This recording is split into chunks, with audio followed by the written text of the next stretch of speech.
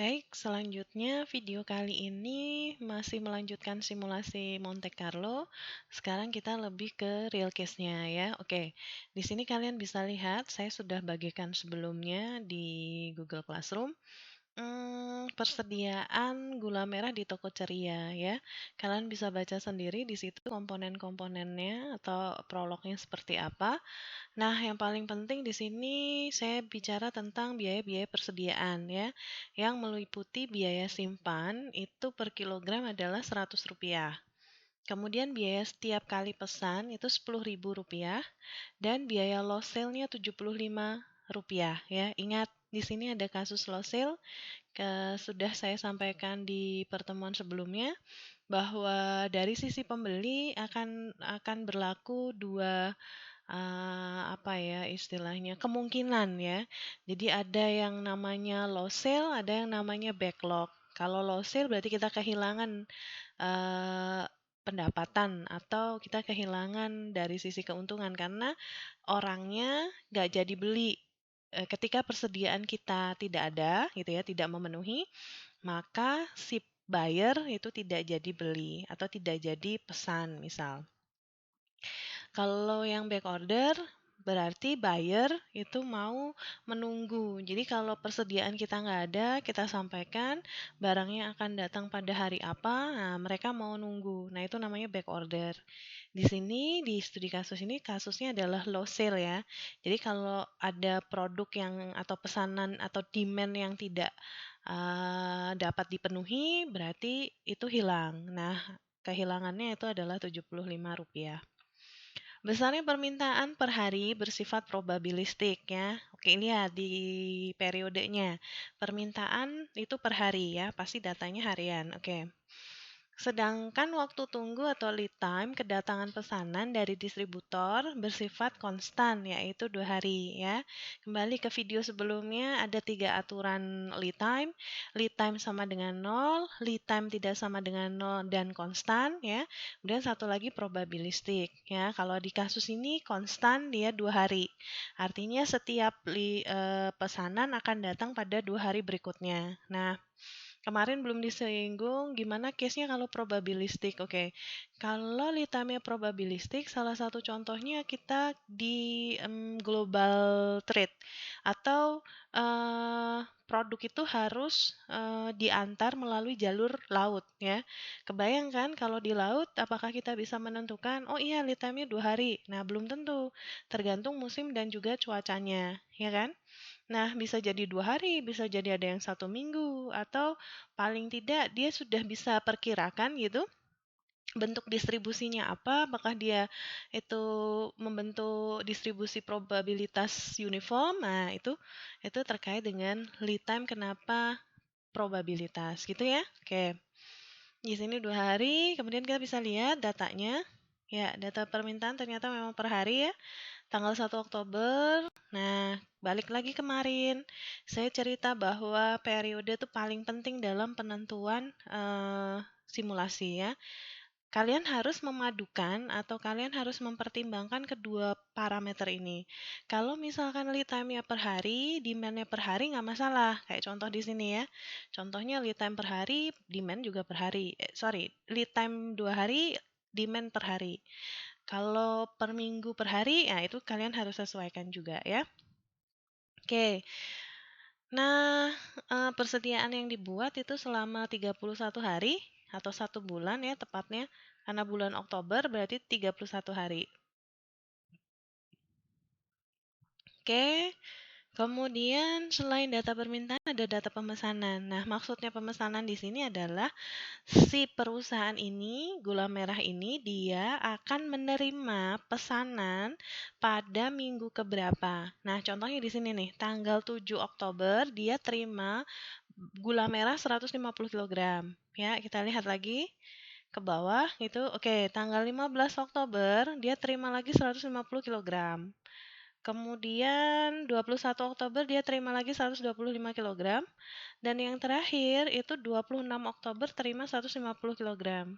Kok nggak sama ya jumlah pemesanannya? Nah, balik lagi, ini real case. Contoh perusahaan itu merencanakan persediaannya tuh sesuai ini, ya. Diingat, yang ada di studi kasus itu merupakan perencanaan yang sudah dilakukan oleh si perusahaan. Jadi dia tiba-tiba atau perencanaan dia itu memang pada tanggal-tanggal itu muncul pesanannya ya. Dan jumlahnya juga atas ketentuan mereka pastinya sehingga nggak sama. Nah, oleh sebab itu, maka kitalah yang nanti melakukan perencanaan terhadap persediaan ini ya. Berapa sih sebenarnya jumlah pesannya? Pada saat kapan sih sebenarnya harus datang? Kalau itu bicara tentang apa? Reviewnya adalah continuous review, gitu kan?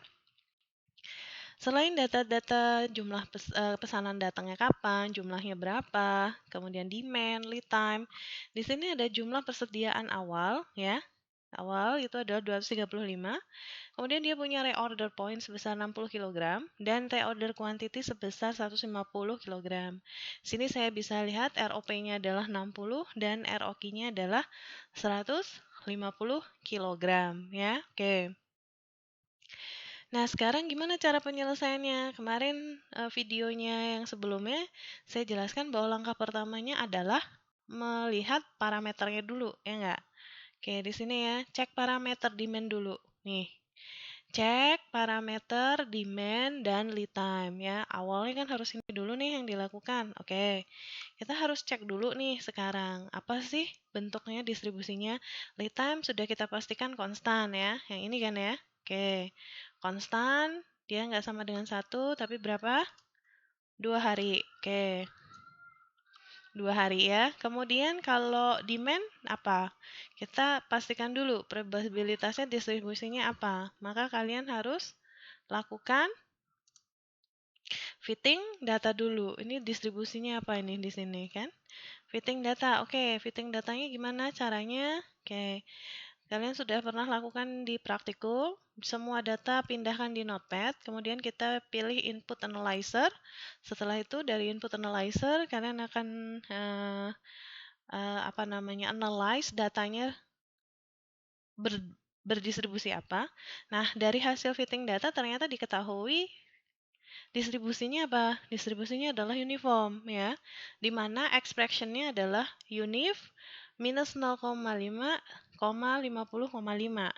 Chi-square test-nya di sini corresponding p-value-nya 0,438 yang artinya hipotesisnya apakah benar distribusinya adalah distribusi uniform karena nilai signifikansi alfanya lebih dari 0,05 yaitu 0,438 maka dinyatakan bahwa bentuk distribusi ini sesuai dengan yang dirilis ya uniform dengan parameter min 0,5, 50,5. Nah, sekarang kita bicara tentang parameter. Apa sih maksudnya? Setiap bentuk distribusi pasti punya parameter, ya. Oke. Parameter itu akan muncul pada expression. Kalau saya cerita di sini, ya, uniform, minus 0,5 sampai 50,5. Artinya apa? Oke, artinya di sini saya punya yang namanya uniform itu terdiri dari parameternya cuma 2.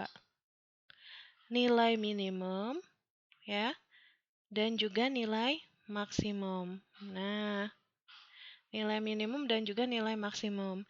Minimum itu disimbolkan sebagai A ya dan maksimum itu disimbolkan sebagai B. Nah, berarti gimana? Oh, A-nya sama dengan minus 0,5 dan B-nya sama dengan 50,5. Nah, sekarang yang perlu kalian cek, silahkan kalian cek ya. Ini data awalnya. Coba kalian lihat di permintaan, apakah ada yang sampai 0,5? Kita cek permintaan, ada nggak sih?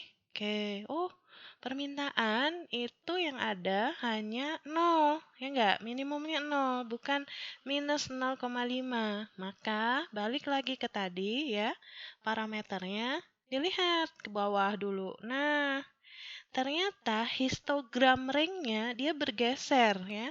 Histogram ringnya dia geser. Nih, cek. Bergeser. Ya. Bergeser gimana? Lihat histogram itu kan harusnya mulai dari 0 ya sampai tak hingga. Karena data kita pasti positif kan? Tidak mungkin datanya negatif ya. Oke, nah karena dia bergeser minus 0,5, maka kita dapat tentukan sebenarnya data ini adalah 0 ya di sampai 50 ya. Minus 0,5-nya geser ke sebelah kanan, 50, setengahnya kita geser ke sebelah kiri. Jadi sebenarnya datanya adalah range-nya 0 sampai 50. Sehingga ya, nah sekarang saya punya data di sini, A-nya bukan minus 0,5, tapi A-nya adalah 0 dan B-nya sama dengan 50. Paham? Nah, ini yang merupakan data parameter ya. Uniform di mana A-nya 0 dan B-nya 50. Ingat bukan minus 0,5 sampai 50,5 tapi 0 sampai 50. Ini yang jadikan acuan. Ya, oke. Selanjutnya kita akan buka di Excel. Kita udah paham ya, tadi udah bentuk distribusinya udah tahu ya. Oke, kenapa? Karena tadi yang diminta cuma dua. Apa? Lead time dan demand. Demand sudah, lead time sudah pasti ya, konstan 2 hari. Oke. Selanjutnya kita buka Excel. Nah, pertama kali yang dilakukan setelah kita tahu tadi bentuk distribusi si demand, maka kita lanjutkannya adalah di Excel yang saya juga sudah pernah bagi ya. Saya pernah bagi di Google Classroom.